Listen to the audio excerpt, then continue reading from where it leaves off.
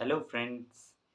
Marathon class के UPSC guidance part में मैं आपका वेलकम करता हूं। आज हम लोग science and technology plus environment and disaster management.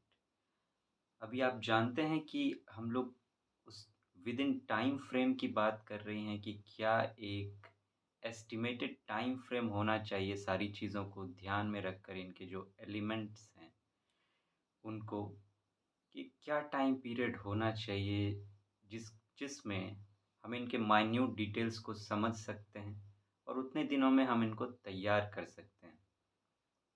ऐसा हम इसलिए कर रहे हैं क्योंकि आप जानते हैं अभी हम लोग प्लानिंग पर बात कर रहे हैं। तो मैं हर एक सब्जेक्ट को लेकर छोटे छोटे भागों में, टुकड़ों में उनको एस्टिमेट कर रहा हूँ कि क्या टाइम फ्रेम एक होना चाहिए, ताकि जब हम राइट प्लानिंग कर इन पार्ट्स में करते हुए मेन प्लान पर आएँ, जो जिसे मैं लॉन्ग टर्म प्लान कहता हूँ, तो वहाँ एक सही प्लानिंग, प्रॉपर फिक्स्ड प्लानिंग हो सके, ताकि जब मैं वहाँ बात करूँ तो आपके बैकग्राउंड में ये चीज़ें छोटे-छोटे पार्ट्स में मौजूद रहें, तो आप उस पर ट्रस्ट कर सकें और जब इन चीज़ों को हम एक चेन में जोड़ें, तो एक सॉलिड प्लान तैयार हो सके। इसीलिए मैं पहले छोटे-छोटे टुकड़ों पर बात कर रहा हूँ। तो इसके टाइम फ्रेम को हम लोग को देखना है।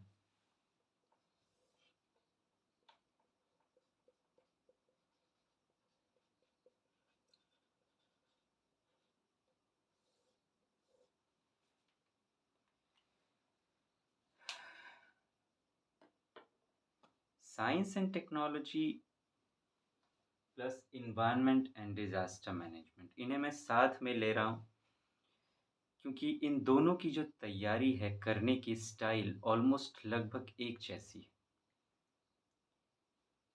इनके सिलेबस की बात करें, आप जीएस पेपर 3 में देखोगे तो 2-3 पॉइंट्स में इन दोनों को लेकर इनके सिलेबस लिखे हुए हैं, लेकिन इनके बैकग्राउंड में काफ़ी कुछ है।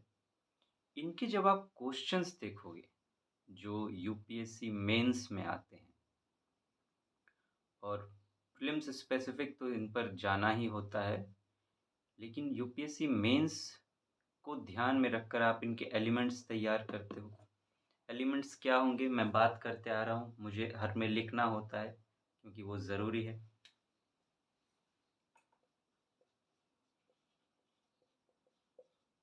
Basics, advance,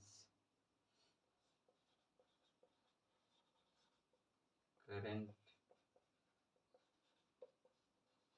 skill development.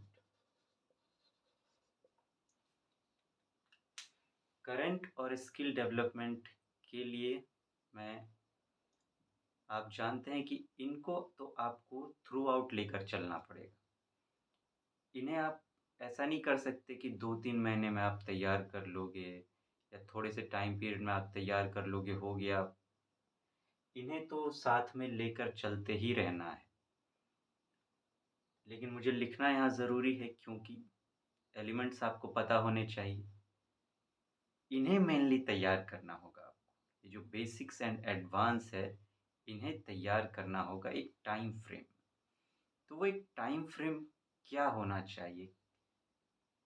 इनके जो खासकर आप पैटर्न होगी तैयारी करने की, इनके आप सिलेबस देखोगे और इनके क्वेश्चंस भी देखोगे जो मैं कह रहा था, वो काफ़ी कुछ करंट से लिंक्ड होते हैं। करंट में किस तरह से ये चीज़ें डेवलप कर रही हैं साइंस एंड टेक्नोलॉजी से related, environment and disaster management पे कुछ नई चीज़ें हुई, इनोवेशन कुछ हुआ साइंस एंड टेक्नोलॉजी के फील्ड में, या एनवायरनमेंट से रिलेटेड या तो कुछ नया इशू निकल कर आया, या फिर कुछ डिज़ास्टर मैनेजमेंट के में कहें तो कोई नया डिज़ास्टर घट गया। जैसे अभी बात करें तो हिमालय में टनल टनल वाला इशू थोड़े टाइम पहले आया था। तो एक केस स्टडी हो जाता है इस तरह से डिज़ास्टर मैनेजमेंट को लेके। तो man made disaster, natural disaster, इस तरह के क्वेश्चंस इस पर आते हैं, उनको कैसे मैनेज किया जाए। तो ये चीज़ें करंट में काफ़ी कुछ आपकी तैयार होती चली जाती हैं। तो वहाँ तो ध्यान रखना ही है, लेकिन कुछ इसके जो फंडामेंटल्स हैं, कॉन्सेप्ट्स हैं, उन्हें आप अलग से तैयार कर सकते हो। तो इन्हें मैं अगर कहूँ आप 3-4 घंटे करके अगर आप रोज़ इन पर समय लगाओ, तो इन्हें मुझे लगता है कि ज़्यादा से ज़्यादा आपको दोनों को मिलाकर मैं कह रहा हूँ, ज़्यादा से ज़्यादा आपको 1 and half months more than enough मुझे लगता है इसके लिए होंगे, अगर आप 3-4 घंटे रोज़ इस पर देते हो तो। तो इसमें जब ये बेसिक्स और एडवांस आपकी तैयार हो जाएगी, इनकी जो बेसिक्स और एडवांस की कहानी है, आप इसको साथ में लेकर भी चल सकते हो कि आप मान लीजिए इससे संबंधित कोई इश्यू आया, आपने अब हो सकता है वो इसमें टॉपिक्स ऐसे दिए गए हैं कि आपको बेसिक्स के लिए मैं कहता हूँ आपको फंडामेंटल्स एनसीईआरटी में जाने की ज़रूरत पड़ती है। एनसीईआरटी में वो टॉपिक्स आपको ना मिलें साइंस एंड टेक्नोलॉजी के से रिलेटेड। तो इनके बेसिक्स को तैयार करने के लिए और ये एनवायरनमेंट एंड डिज़ास्टर मैनेजमेंट यहाँ से भी हो सकता है आपको उस तरह से, क्योंकि ये थोड़े से एडवांस टॉपिक्स हैं, एडवांस सब्जेक्ट्स हैं। तो इनके जो आप एडवांस पढ़ोगे, तो वहाँ आपको खुद से जाना होगा नीचे गहराई में और इसके बेसिक्स को समझने की कोशिश करनी होगी कि अगर इस चीज़ को हम सिंपल वे में देखें, तो क्या होगा, नहीं होगा। तो इनके बेसिक्स और एडवांस साथ में आपको तैयार करने होंगे। एक ही साथ दो आप पढ़ोगे एडवांस में आपको ये टॉपिक्स मिलेंगे। मटेरियल सोर्सेज़ पर तो हम लोग बाद में बात करेंगे ही। तो वहाँ पर ये होगा जहाँ पे और जगह आप बेसिक्स को अलग से तैयार करते थे, फिर उसके एडवांस पर जाते थे। यहाँ पे आपको एडवांस में जाना होगा और बेसिक्स पर सोचना होगा खुद से। इस तरह से ये टॉपिक आपका तैयार होगा साइंस एंड टेक्नोलॉजी और एनवायरनमेंट एंड डिज़ास्टर मैनेजमेंट। जैसे आप इवेंट पढ़ते होगे और काफ़ी कुछ इसके हाँ, आपके जो करंट है न्यूज़पेपर्स, मैगज़ीन्स, वहाँ से मेनली ये आपके तैयार होंगे वो टॉपिक्स जो आपके एग्ज़ाम में पूछे जाएँगे। लेकिन उनको सपोर्ट करने के लिए उस बेसिक्स और एडवांस की ज़रूरत पड़ेगी एक फंडामेंटल बुक नॉलेज की, बुकिश नॉलेज की। तो उसके लिए आप थोड़ा-सा वहाँ पे देख लेना। लेकिन मेनली इसकी जो तैयारी है वो करंट के पोर्शन से ही होगी। वहाँ पे कुछ इम्पोर्टेंट इवेंट्स घटेंगे, तो वो जो होंगे आप उस पर सोच सकते हो। जैसे कि अब थोड़े टाइम पहले चंद्रयान-3 हमारा लॉन्च हुआ, सही से लैंड हो गया, सब कुछ हो गया। तो आप इस पर सोचोगे कि हाँ, ये हुआ तो इंडिया अच्छा कर रहा है, अब दूसरों से आगे जा रहा है। चंद मतलब इस तरह से सोचोगे चंद्रयान-3 होने से इतना सक्सेसफुल होने से इंडिया को क्या बेनिफिट हुआ? तो इस पर आप नीचे उतरोगे, अपने सोच में उतरोगे और वहाँ से आप उसके बेसिक्स को पकड़ोगे।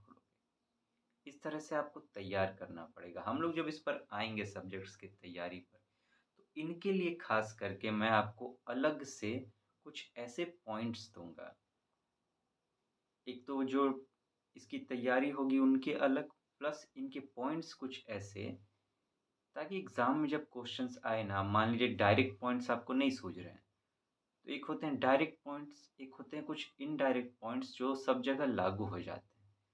तो कुछ पॉइंट्स आप डायरेक्ट से ले लो और जब नहीं कुछ ज़्यादा मिल रहे हैं तो 2-3 पॉइंट्स इनडायरेक्ट से ले लो। वो इनडायरेक्ट पॉइंट्स मैं कुछ आपको दूँगा जो आपकी आंसर राइटिंग में बहुत मदद करेंगे। इमरजेंसी सिचुएशन में वो आपको सँभालेंगे, तो आपको प्रॉब्लम नहीं होगी। तो इस तरह से आपको तैयार करना है। मेनली ये जो एनवायरनमेंट एंड डिज़ास्टर मैनेजमेंट का पोर्शन है, चूँकि इंडियन फॉरेस्ट सर्विस वैसे तो प्रीलिम्स में इंक्लूड हुआ है, लेकिन एक टच आ गया है उसका, तो उस पे क्वेश्चंस आते हैं और ये बड़ा इम्पोर्टेंट टॉपिक इसलिए भी हो जाता है आपके लिए कि अब क्लाइमेट चेंज, ग्लोबल वार्मिंग इन सब की बातें बहुत हो रही हैं। तो ये एक हॉट टॉपिक, हॉट सब्जेक्ट बनता चला जा रहा है, तो इस पर कुछ खास ध्यान आपको देने की ज़रूरत पड़ेगी। साइंस एंड टेक्नोलॉजी के क्वेश्चंस ये सुन के बड़ा कॉम्प्लेक्स सब्जेक्ट लगता है, कि हाँ, कैसे आएँगे, नहीं आएँगे। लेकिन यूपीएससी काफ़ी कुछ इस तरह से इसके क्वेश्चंस को अब सेट कर रहा है कि थोड़ा-सा नॉर्मल वे में अगर आप सोचो तो आप उसके आंसर्स कर सकते हो, ज़्यादा कॉम्प्लेक्स नहीं जा रहा है वो। जनरलाइज़्ड काइंड के क्वेश्चंस ही वो यहाँ से पूछ रहा है। अगर वो कॉम्प्लेक्स जाएगा भी किसी क्वेश्चन में, तो उसके सेटअप को ऐसा रखेगा कि आप सोच सको उस पे आंसर, तो दिक्कत नहीं होगी। तो इस तरह से आपको इसको तैयार करना है।